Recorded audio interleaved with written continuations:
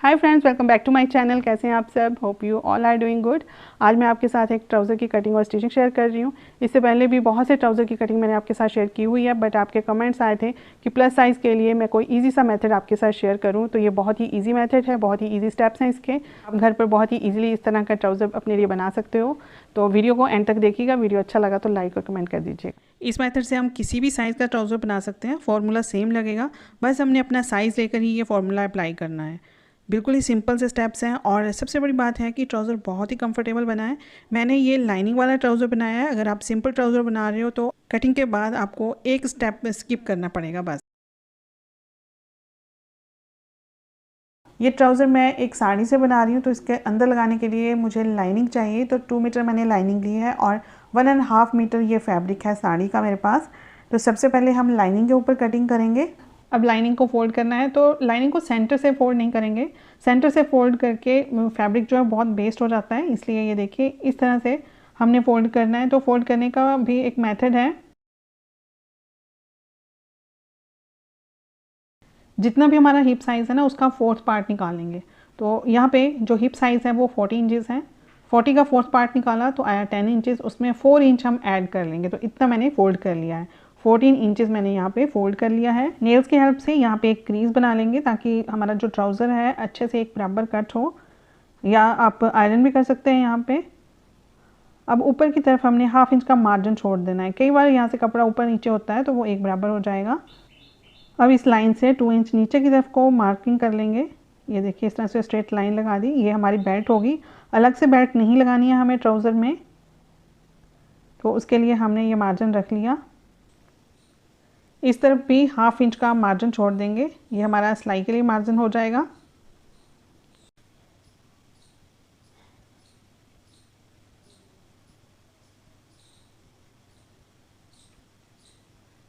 अब ये जो नीचे वाली लाइन है ना, यहाँ से हमने लंबाई रखनी है ट्राउज़र की, जो कि है 34 इंचज़। 34 इंचज़ पे हमने मार्किंग कर ली।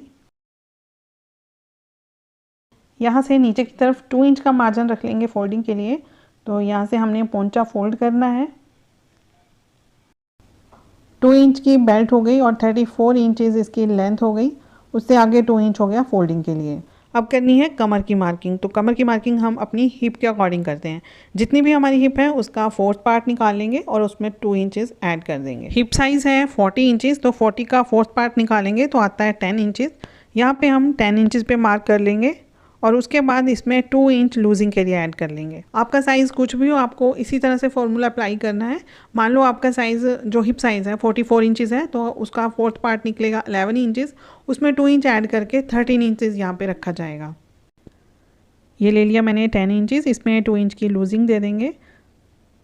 कमर और हिप्स का जब हम मेज़रमेंट लेते हैं ना, तो उसमें लूजिंग ऐड नहीं करते हैं, इसलिए हम जब ड्राफ्टिंग करते हैं तो उसमें लूजिंग ऐड करना ज़रूरी होता है। अब यहाँ पे इंची टेप रखेंगे और नीचे की तरफ को भी 12 इंचज़ पे मार्किंग कर लेंगे।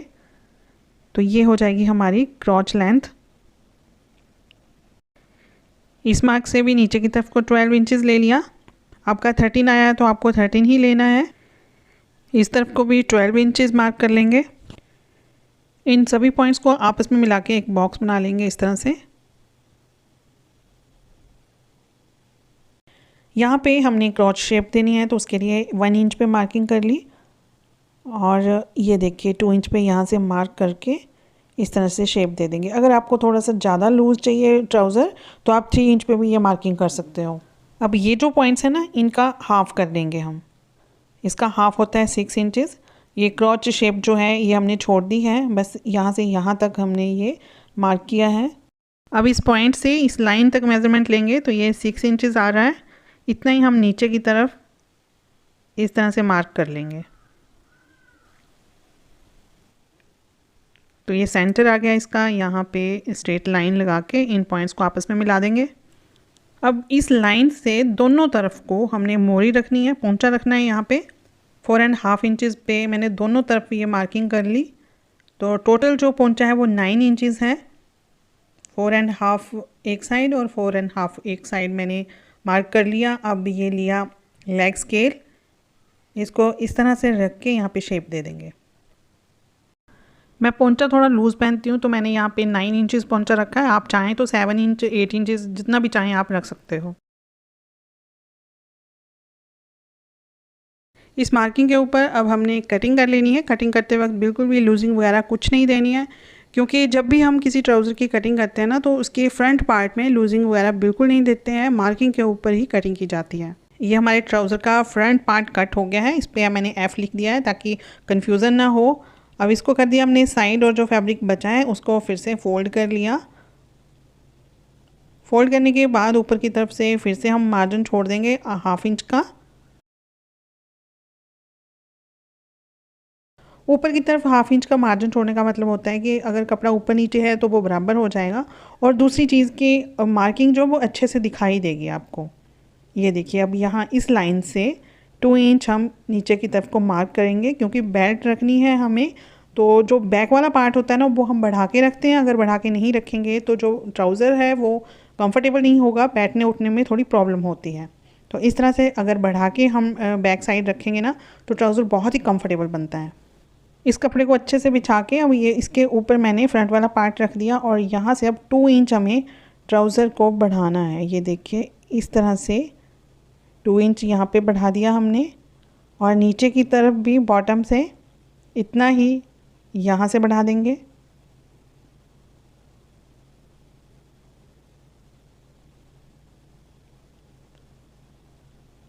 अब स्केल लेके इसको भी इसी तरह से शेप दे देनी है।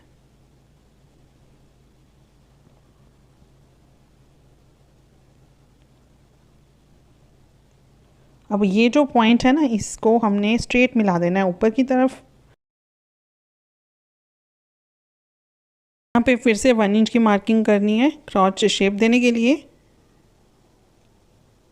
बस इस तरह से यहाँ पे भी शेप दे दी। ये हमारा बैक वाला पार्ट भी रेडी हो गया, लेकिन अब ऊपर की तरफ से भी इसे हमें 2 इंच बढ़ाना है यहाँ से। तो वो कैसे बढ़ाएंगे, ये देखिए, इस पॉइंट से हमने फ्रंट पार्ट के इस पॉइंट तक इसको ऐसे मिला देना है। तो इतना बढ़ा के रखा है हमने बैक वाला पार्ट फ्रंट से। जब भी हम ये ट्राउज़र पहन के उठेंगे बैठेंगे तो कोई प्रॉब्लम नहीं होगी, कोई खिंचाव नहीं आएगा ट्राउज़र में। अब इसकी कटिंग कर लेते हैं।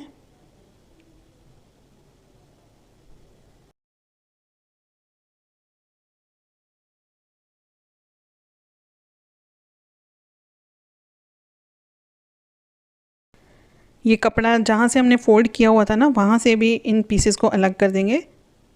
तो ये 4 पीस बन गए हैं हमारे पास। अब हमने मेन फैब्रिक की कटिंग करनी है। मैं जो भी ब्यूटी प्रोडक्ट्स यूज़ करती हूँ वो आपके साथ शेयर ज़रूर करती हूँ। तो आजकल मेरे लिप्स थोड़े से ड्राई और पैची हो रहे हैं। तो लिप्स डार्क पिगमेंटेड कई कारणों से हो सकते हैं, जैसे कॉफ़ी और चाय ज़्यादा पीने से, बहुत ज़्यादा सन एक्सपोजर से, लैक ऑफ हाइड्रेशन, स्मोकिंग। अगर हम लिपस्टिक अच्छे से रिमूव नहीं करते हैं तो वो भी एक कारण हो सकता है। लिप्स को एक्सफोलिएट नहीं करते तो वो भी एक वजह हो सकती है। इनका ट्रीटमेंट करने के लिए मेरे पास है एलाना ब्रांड के 2 प्रोडक्ट्स। फर्स्ट है एलाना का lightning and hydrating lip wash, and second है एलाना का डे लिप वाटर मास्क। पहले ये लिप वॉश देख लेते हैं। इससे पहले मैं आपको बता दूं कि मैं जितने भी प्रोडक्ट्स यूज़ करती हूँ वो सभी नेचुरल होते हैं। मैं कभी भी टॉक्सिक या फिर हार्श केमिकल वाले प्रोडक्ट्स यूज़ नहीं करती हूँ। ये प्रोडक्ट्स भी बिल्कुल सेफ़ एंड नेचुरल हैं। सो फर्स्ट इज़ एलानाज क्लेंजर। ये एक्सफोलिएटर है।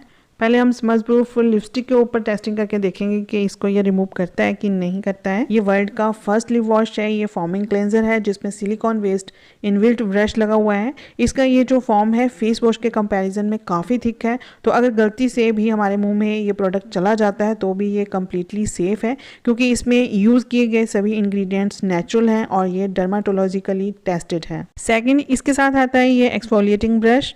एक्सफोलिएट करने से ब्लड सर्कुलेशन बढ़ता है, तो ये ब्रश भी काफ़ी यूज़फुल है। ये हमारी लिप्स से डेड स्किन को हटाएगा। इसके ब्रिसल्स बहुत ही सॉफ्ट हैं, बिल्कुल भी हार्श नहीं है, हमारी स्किन को बिल्कुल भी डैमेज नहीं करेंगे। तो सबसे पहले लिप वॉश से लिप्स वॉश करने हैं, उसके बाद एक्सफोलिएटिंग ब्रश से लिप्स को एक्सफोलिएट करना है, उसके बाद लिप्स को मॉइस्चराइज करना है। तो उसके लिए मेरे पास है एलाना का ही डे लिप बटर मास्क। तो ये वाटर मास्क इनके पास डिफरेंट टाइप्स के हैं, कुछ डे के लिए हैं, कुछ नाइट के लिए हैं। तो इसकी थोड़ी सी जो है थिक लेयर हमने लिप्स के ऊपर लगानी होती है। लेयर लगाने के बाद इसको 5 to 10 सेकेंड तक मसाज करनी है लिप्स के ऊपर। तो इस तरह से ये जो ट्रीटमेंट है हमारा कंप्लीट होता है। ये ब्रांड क्लेम करता है कि ये हमारी लिप्स की फाइन लाइंस को हटाकर लिप्स को प्लम्प और पिंक करेगा। ये प्रोडक्ट्स आपको अमेजोन पर मिल जाएंगे और अगर आप डिस्क्रिप्शन में दिए गए लिंक से परचेज़ करते हो तो 10% ऑफ पे ये प्रोडक्ट आपको मिलेंगे। ये कपड़ा साड़ी का बचा हुआ है, तो ये देखिए 1 मीटर ये रहा और आगे ये रहा 25 इंचेस। तो इतने कपड़े में ही हमने ये ट्राउज़र बनाना है, लेकिन ये ट्राउज़र लेंथ वाइज नहीं बनेगा, चौड़ाई में ये कपड़ा हमने रखना है इस तरह से। ये देखिए फोल्ड कर लिया मैंने। अब 14 इंच ही मैंने ये फोल्ड किया हुआ है। इसके ऊपर रखा ये फ्रंट वाला पीस। पहले हम फ्रंट वाला पीस कट कर लेंगे। इस तरह से रख के अच्छे से इसमें से जो भी चुनर्स वगैरह हैं वो निकाल लेंगे और उसके बाद इसके बराबर रख के ही इसकी सारी कटिंग कर लेंगे। अगर आप लाइनिंग वाला ट्राउज़र नहीं बना रहे हो तो ये सारे स्टेप्स आपके स्किप हो जाएंगे। ये मैंने फ्रंट वाले पार्ट की कटिंग कर ली। अब बैक वाले पार्ट की भी इसी तरह से कटिंग कर ली है और ये देखिए ये दो फैब्रिक जो लाइनिंग और मेन फैब्रिक है इसको मैंने आपस में पेस्ट कर दिया है फैब्रिक ग्लू लगा के। बिल्कुल साइड में फैब्रिक ग्लू लगा के इसको मैंने अच्छे से पेस्ट कर लिया है। अब ये एक फैब्रिक की तरह ही हम इस पर काम करेंगे। अगर आपके पास ग्लू नहीं है तो आप स्टिचिंग कर सकते हो। साइड में सारे में सिलाई लगा लेंगे अच्छे से। तो दो फैब्रिक को हम एक कर लेंगे। फ्रंट के लिए जो दो पीसेस हमने कट किए थे ना, उन दोनों में ही मैंने लाइनिंग पेस्ट कर लिया है। अब इन दोनों को आपस में इस तरह से अटैच कर देंगे सिलाई लगा के। क्रॉच एरिया से इनको सिलाई लगा लेंगे हम।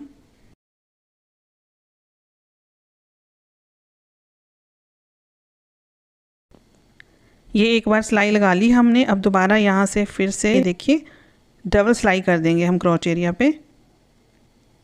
तो ये हमारा फ्रंट वाला जो पार्ट है वो रेडी हो गया। इसी तरह से हमने बैक वाले को भी सिलाई लगा ली है। अब ये देखिए साइड की सिलाइयाँ लगा लेंगे इस तरह से दोनों तरफ से। इन दोनों पार्ट्स को आपस में साइड से मिला के सिलाई भी हमने लगा ली। ये देखिए अब बॉटम से इसे फोल्ड करना है। तो ये देखिए जहाँ पे मैंने फोल्ड के लिए मार्किंग की थी ना, वहाँ से ये फोल्ड करके मैंने इस पर आयरन कर लिया अच्छे से। इसको अच्छे से बिठा दिया है और अब ये देखिए मैंने इसे पिन अप कर लिया। अब यहाँ पे सिलाई लगा देंगे। तो इस तरह से अगर आप प्रेस कर लेंगे ना इसके ऊपर तो फिर बहुत ही अच्छे से सिलाई जो है फिनिशिंग से लगती है। तो अगर आप बिगिनर्स हैं तो आपने ये काम ज़रूर करना है।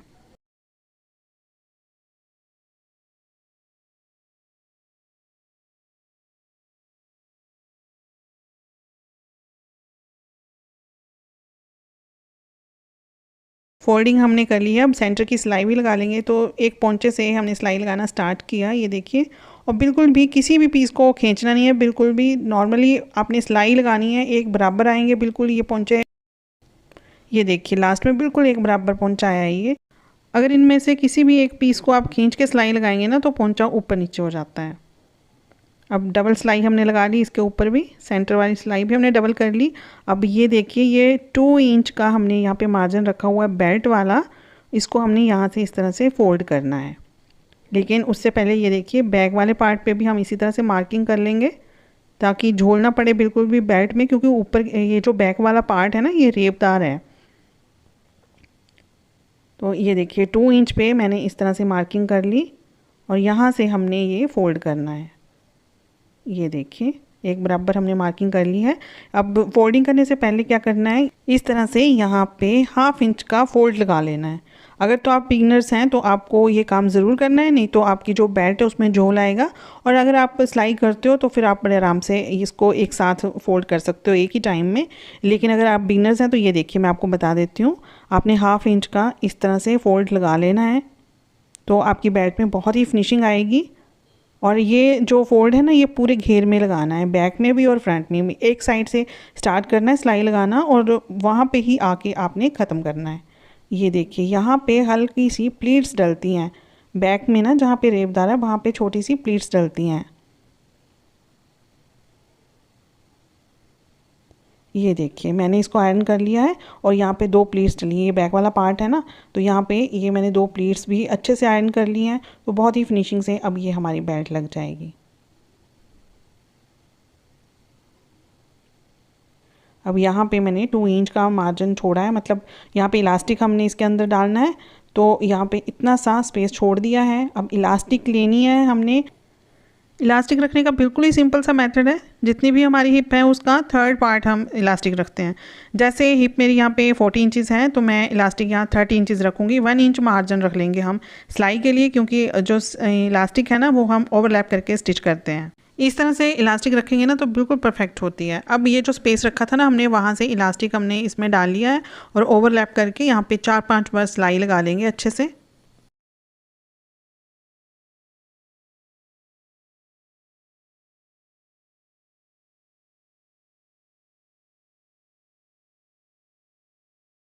के बाद अब ये जो हमने यहाँ पे जगह रखी थी ना इलास्टिक डालने के लिए, उसके ऊपर भी सिलाई लगा के इसको क्लोज कर देंगे।